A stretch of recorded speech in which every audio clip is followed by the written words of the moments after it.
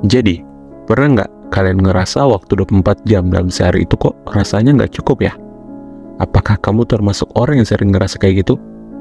Udah bangun pagi dengan semangat dan berniat untuk menyelesaikan semua tugas dari itu. Tapi sayangnya, pas kamu cross-check lagi di akhir hari, ternyata masih aja ada tugas, kerjaan, atau bahkan hal lainnya yang belum terselesaikan, atau bahkan belum tersentuh. Rasanya, sudah berusaha keras seharian, tetap saja masih banyak kegiatan menumpuk. Belum healing, tugas sekolah tertunda, tugas kuliah belum beres, rumah belum rapi, belum sempat hubungin pacar, dan banyaklah hal lainnya. Semua kegiatan ini jelas penting dan mendesak. Tapi kok waktu kita selalu terasa kurang ya? Apakah kalian juga pernah merasa seperti ini? Nah, saya juga pernah mengalami hal yang sama, bangun pagi dengan niat ingin produktif, tapi di akhir hari, rasanya banyak yang belum terselesaikan. Lalu saya lihat teman-teman, kok mereka bisa produktif banget dalam 24 jam. Mereka bisa menyelesaikan banyak hal dengan hasil yang maksimal. Tapi, kenapa ya mereka bisa begitu, sementara kita sangat kesulitan? Ini nih yang mendorong saya buat cari tahu lebih dalam tentang manajemen waktu. Apa sih rahasia mereka?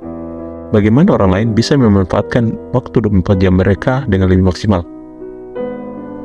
Dan ternyata, kunci sukses dalam memanajemen waktu bukan hanya tentang seberapa banyak yang kita bisa kerjakan, tetapi juga seberapa kuat motivasi kita untuk mengatur waktu supaya lebih produktif. Dan ada 3 skill utama yang perlu dikuasai: awareness, arrangement, and adaptation. Nah, di sini mari tumpukan titik fokus kita pada satu skill penting, yaitu bagaimana menyusun jadwal harian dengan baik, bagian dari skill arrangement. Nah, yang pertama, coba deh tetap buat jadwal.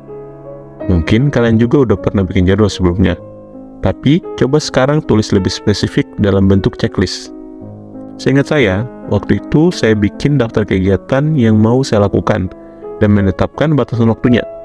Misalnya, jadwal kuliah selama 3 jam, nugas 2 jam, dan seterusnya dan seterusnya.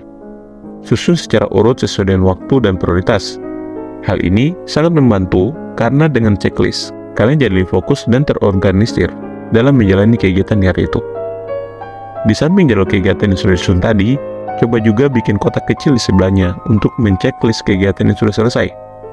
Awalnya, saya pikir ini adalah hal yang remeh, tapi ternyata ada rasa puas dan lega aja gitu saat mencoret kegiatan yang udah selesai. Ini bikin kita tambah semangat buat menyelesaikan tugas-tugas yang lainnya yang belum diselesaikan. Dan menurut Gawande dalam bukunya The Checklist Manifesto, bikin checklist itu adalah cara simpel tapi efektif dalam manajemen waktu. Ini bikin kita lebih fokus pada prioritas, lebih disiplin, dan membantu kita mengingat tugas-tugas selanjutnya. Selain itu, coba deh kasih reward ke diri sendiri. Reward ini bisa berupa istirahat, nonton serial favorit, atau hangout sama teman. Secara psikologis, manusia cenderung mengulangi tindakan yang menghasilkan konsekuensi positif. Jadi, setiap kali berhasil menyelesaikan tugas sesuai jadwal, kasih waktu buat diri sendiri untuk menikmati reward ini. Misalnya, setelah menyelesaikan tugas kuliah, bersih-bersih rumah, dan meeting sampai sore, pas malamnya bisa santai dulu, nonton serial favorit, atau lebih baik ya tidur lebih cepat. Bukan cuma itu aja, coba hindari multitasking. Awalnya, saya pikir multitasking bisa bikin semua tugas selesai dengan lebih cepat. Tapi ternyata salah besar. Multitasking malah bikin produktivitas dan kualitas kerja kita menurun. Jadi, di awal sebaiknya coba fokus dulu pada satu tugas dalam satu waktu. Selesaikan dengan baik, baru pindah ke tugas berikutnya. Ini tuh bikin kita lebih efisien dan hasil kerjanya justru jadi lebih baik. Contohnya, saat sedang mengerjakan tugas kuliah, jangan tergoda untuk membuat TikTok atau media sosial lainnya. Ayo, tetap fokus pada satu tugas hingga selesai, baru pindah ke tugas berikutnya. Hal ini tuh secara tidak langsung membantu menjaga aliran kerja biar tetap lancar dan mengurangi kesalahan yang mungkin terjadi saat multitasking. Dan yang nggak kalah lebih penting, pastikan lingkungan kerja kalian tuh kondusif. Soalnya ya, tempat kerja yang berantakan atau penuh distraksi bisa banget mengganggu konsentrasi kalian loh. Jaga meja kerja kalian tetap rapi dan jauhkan dari hal-hal yang bisa mengalihkan perhatian, seperti ponsel atau televisi. Terus ciptakan ruang kerja yang nyaman dan minim gangguan. Misalnya, letakkan alat tulis, buku, dan semua yang kalian butuhkan dalam jangkauan tangan. Dan jauhkan segala hal yang tidak berkaitan dengan pekerjaan dari meja kerja. Dan yang paling penting, jaga kesehatan fisik dan mental kalian. Tidur yang cukup, makan makanan sehat, dan berolahraga secara teratur sangat membantu meningkatkan energi dan fokus. Jangan ragu buat mengambil istirahat sejenak kalau kalian merasa lelah atau stres. Istirahat sebentar bisa banget menyegarkan pikiran dan bikin kita lebih siap buat melanjutkan pekerjaan selanjutnya. Lalu, cobalah praktik mediasi atau pernapasan dalam untuk meredakan stres dan meningkatkan konsentrasi kalian. Lakukan cukup hanya dengan beberapa menit sehari. Lalu, kalian pasti bisa merasakan perbedaan besar dalam tingkat fokus dan ketenangan pikiran.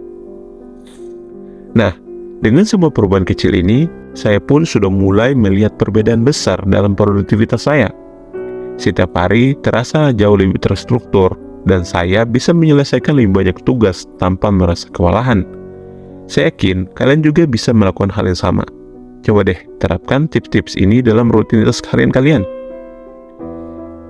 Lalu ingatlah, setiap langkah kecil yang kalian ambil bisa menjadi titik momentum menuju kesuksesan. Jangan pernah meremehkan kekuatan perubahan kecil yang konsisten. Anggap ini sebagai kuliah kehidupan yang akan membawa kalian menuju titik terang dalam perjalanan kalian. Teruslah berusaha, karena filosofi sukses itu adalah tentang belajar dan berkembang setiap harinya. Semoga kalian lebih produktif dan memanfaatkan waktu 24 jam kalian yang lebih baik. Kalian pasti bisa. Selamat mencoba dan semoga berhasil. Semangat!